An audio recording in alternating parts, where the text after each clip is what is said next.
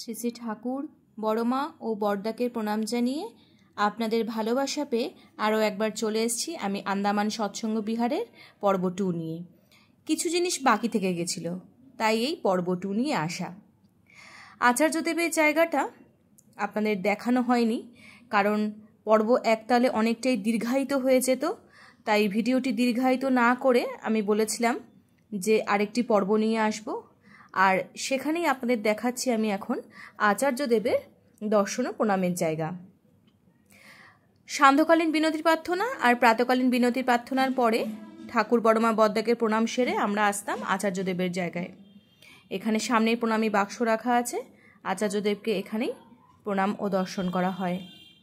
আর তার পাশেই দেখুন এক বিস্তৃত যেন সবুজের জায়গা, আর এই সবুজালয় সবুজ ভূমিতে এত সুন্দর কিছু পেঁপে গাছ লাগানো হয়েছে।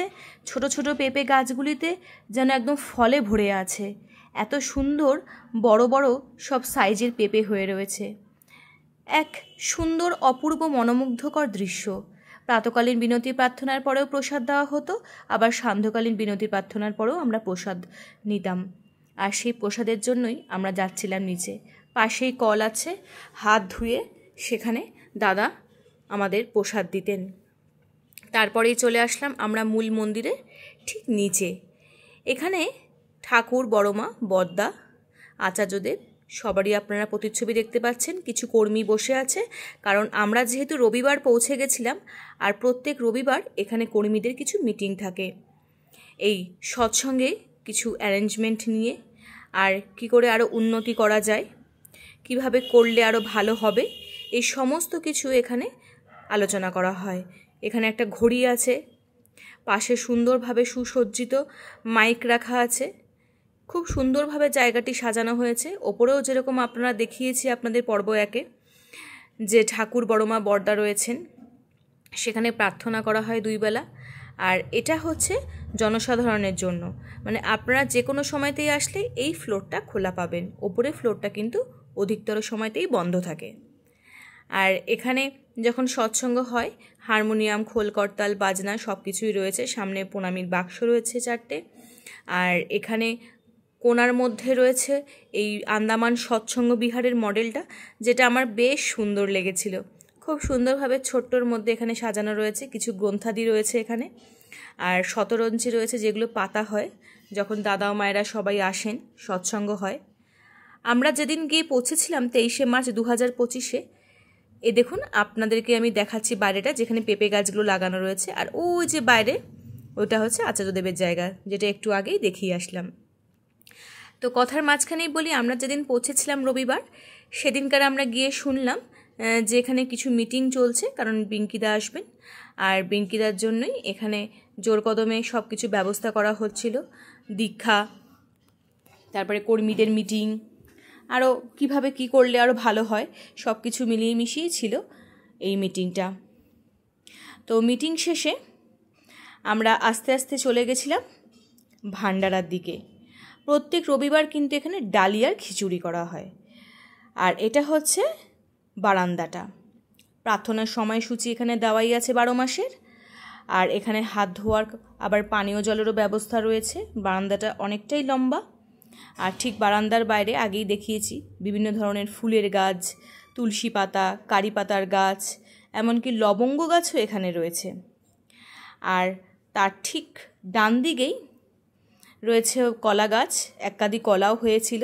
এই যে ওপরে ওঠার জায়গা সিঁড়ি দিয়ে মেন রাস্তায় যাওয়ার জন্য যে সিঁড়িটা মিশছে, তুলসী গাছ। আর এখানে সুপুরি গাছ আর নারকেল গাছ তো প্রচুর রয়েছে। এই সিঁড়ি দিয়ে চলে যেতে হবে, আপনাদের থাকার যেখানে ব্যবস্থা হবে, গেস্ট হাউসটা হচ্ছে সিঁড়ি দিয়ে নামলেই, আর একদম নিচে সিঁড়ি দিয়ে চলে গেলে আপনারা পাবেন ভান্ডারার জায়গাটি।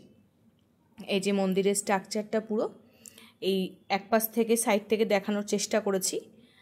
আর ওই বাড়িগুলো হচ্ছে ওপরে, মানে মেন রাস্তায় উঠলে আপনারা ওই বাড়িগুলো দেখতে পাবেন। আপনাদের গাড়ি যদি ঘুরতে যান, গাড়ি ঠিক করেন, ড্রাইভার কিন্তু এই রাস্তাতেই এসে আপনাদের জানান দেবে। আর এখানে রয়েছে কিছু কলা গাছ বাঁদিকে। আর এই ফ্লোরটাতে হচ্ছে 2টো ফ্লোরের মাঝখানে হচ্ছে ঠাকুর পরিবার থেকে কেউ এলে তানারা এখানে থাকেন। আর ওই যে দূরে দেখা যাচ্ছে এয়ারপোর্ট একদমই কাছে, আমি সেটা আপনাদেরকে আগেও বলেছি।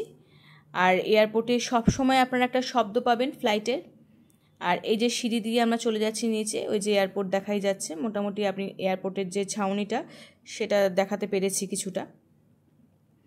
আর দূরে আরেকটু দূরে রয়েছে আমাদের সৎসঙ্গ বিহারের যে সীমানা, ব্যারিকেডটা, কতটা জায়গা রয়েছে এখানে, 5 একর জমি নিয়ে এটা গঠিত হয়েছে, আগেই বলেছি। তো আমি উৎসাহ পেলে আপনাদের থেকে আরও কিছু পরবর্তীতে ভিডিও নিয়ে আসব যে আমরা ট্যুরটা কিভাবে সম্পন্ন করেছি, আন্দামান ট্যুর। আমরা ছিলাম 7 রাত্রি 8 দিন। আর এই 7 রাত্রি 8 দিন এত সুন্দরভাবে সবুজের মধ্যে দিয়ে কেটে গেল যে বলার মতো নয়। তাই সবুজের মাঝে হৃদয়ে বাজে শান্তির সুর, প্রকৃতির কোল জীবনে এক মধুর। সেই ডাবগুলো পড়ে আছে, যেগুলো এখানে এভাবেই পড়ে থাকে, কেউ খান না। আর সবুজ প্রকৃতি আমাদের জীবনের স্বস্তি এবং প্রশান্তির প্রতীক। তাই সবুজের খোঁজে আর সমুদ্রের কিনারায় যাওয়ার জন্য আমরা বারবার ভেসে চলেছি সেই অমৃতের কোলে। সমুদ্রকে যতবারই ভালোবাসতে গেছি ততবারই আমি যেন মুগ্ধ হয়েছি তার প্রকৃতির রূপ দেখে। আর এখানে সমুদ্র আর প্রকৃতি যেন দুজনকে মিলেমিশে একাকার হয়ে গেছে। একাকিত্বের মাঝে নির্জনে নিজের পরিবারকে শান্তি দেওয়ার জন্য চলে গেছিলাম অনেকটা দূরে, সেই আন্দামান সৎসঙ্গ বিহারটিতে। এত সুন্দর লাগলো যা হৃদয়ে জুড়িয়ে দেওয়ার মতো, কোনোদিনও ভুলবার নয়। এই সেই গেস্ট হাউস, 2টো ফ্লোর রয়েছে এখানে, সব ফ্লোরেই আপনারা থাকতে পারবেন যারা যেভাবে বুকিং করে আসবেন। হ্যাঁ, আমি অবশ্যই নাম্বারটা দিয়ে দেবো, কন্ট্যাক্ট নম্বর, কারণ এই কয়দিনের মধ্যে আমি দাদাদের সাথে কথা বলে ঠিক করতে পারছিলাম না যে কার নম্বরটি দেব, সেজন্যই আমার একটু ডিলে হচ্ছে আপনাদের নাম্বারটা দেওয়ার জন্য। তবে অবশ্যই আমি কন্ট্যাক্ট নাম্বার দিয়ে দেব। এই যে বিভিন্ন সুপারি গাছগুলো, আর এখানে সুপারির সাইজটা কিন্তু আমাদের পশ্চিমবঙ্গের সুপারির তুলনায় একটু বড়ই রয়েছে। আর এটা সেই রাস্তাটি, যে রাস্তাটা শর্টকাট দিয়ে আমরা চলে যেতাম আমাদের গেস্ট হাউসে।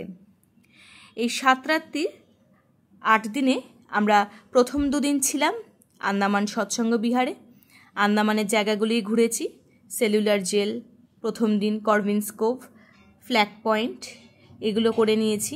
এসেই ভান্ডারা সেরে বেরিয়ে গেছিলাম। আমরা দ্বিতীয় দিনে গেছি নর্থ বে আর রস আইল্যান্ড, এই 2টি জায়গায়। ভান্ডারা করেও যেতাম, আবার কখন যদি সময়ের আগে ফিরে আসতাম সন্ধে হওয়ার আগে, তাহলে সেভাবেই ফোনে বলা থাকতো, এসে আমরা আবার ভান্ডারা করতাম। আর তৃতীয় দিন চলে গেছিলাম ক্রুজে। আমাদের আগে থেকেই নটিকাতে টিকিট কাটা ছিল, পরবর্তী ভিডিওতে আমি ডিটেলসে সবটা বলে দেব। আর তৃতীয় দিনে মানে 23-24 এখানে হয়ে গেল। 25 তারিখে আমরা চলে গেছিলাম হ্যাভলকের উদ্দেশ্যে। হ্যাভলকে ছিলাম আমরা 1 রাত্রি। আর তারপরের দিন আবার ক্রুজে করে চলে গেছিলাম নীল আইল্যান্ডে, সেখানে আমরা ছিলাম 1 রাত্রি। সেখানে কিছু দেখার জায়গা রয়েছে যেগুলি আমরা খুব সুন্দরভাবে দেখেছি। হ্যাভলকেও যেরকম দেখেছি নিমো বিচ, এলিফ্যান্টাটা আমাদের সময়ের অভাবে যাওয়া হয়নি, কালাপাত্থার বিচ। আর তার সাথে সাথে আমরা ড্রাইভারের সাথে খুব ভালোভাবে ঘুরেছি, আমাদের সবটা দেখিয়ে দিয়েছে, আমাদের স্কুবা ড্রাইভিংও করেছে, সব কিছু হয়েছে। আর তার মাঝখানে নীল হ্যাভলক হয়ে যাওয়ার পরের দিন আমরা ফিরে এসেছিলাম আবার এই আন্দামান সৎসঙ্গ বিহারে। সেদিন ছিলাম রেস্টে, তারপরের দিন চলে গেছিলাম জারোয়াদের দেখতে বারাটাং, জিরকাটাং হয়ে সকালবেলায় বারাটাং চলে গেছিলাম। সেখানে অপূর্ব সুন্দর সমস্ত কেভ দেখে তারপরে আমরা চলে এসেছিলাম আবার আমাদের জায়গায়। আর এই সেই সমুদ্র পরের জন্মে সমুদ্র হব, কিনারা শেষে মিলবে আকাশ, প্রেম হবে মেঘের সাথে, অস্থির সমুদ্রের বাতাসের সাথে সমুদ্রের শান্ত গতিশীলতা যা আমাকে শান্তির জায়গায় নিয়ে যায়। সমুদ্রের কাছে আমি শিখেছি যে একজন ব্যক্তির কতটা প্রয়োজন তা নয়।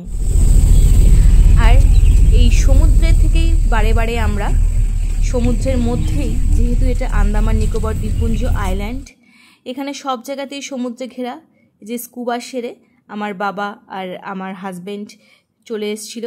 আমার বাবা কিন্তু ৬২ বছর বয়সেও স্কুবা ড্রাইভিং ওখানে গিয়ে করেছে।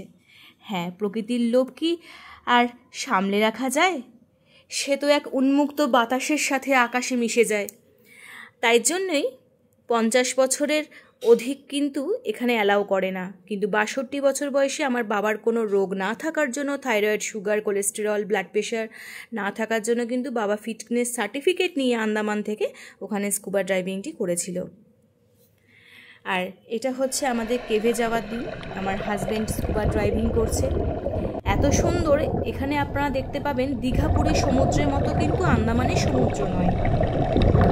এই সমুদ্র হলো কোরালে ভরা, বিভিন্ন ধরনের কোরাল, ব্রেন কোরাল যেগুলো ব্রেনের মতো দেখতে, নিমো ফিশ আছে যা নিয়ে সিনেমা তৈরি হয়েছিল, জেব্রা ফিশ আছে, অনেক রকমের এখানে মাছ রয়েছে। তার সাথে তো sea urchin, sea cucumber, jellyfish সব কিছুই দেখা গেছে।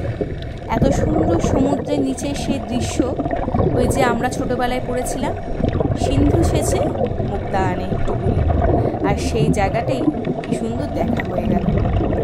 সমস্ত ডিটেলসটা আমি আবার পরবর্তী ভিডিওতে উৎসাহ পেলে আনব।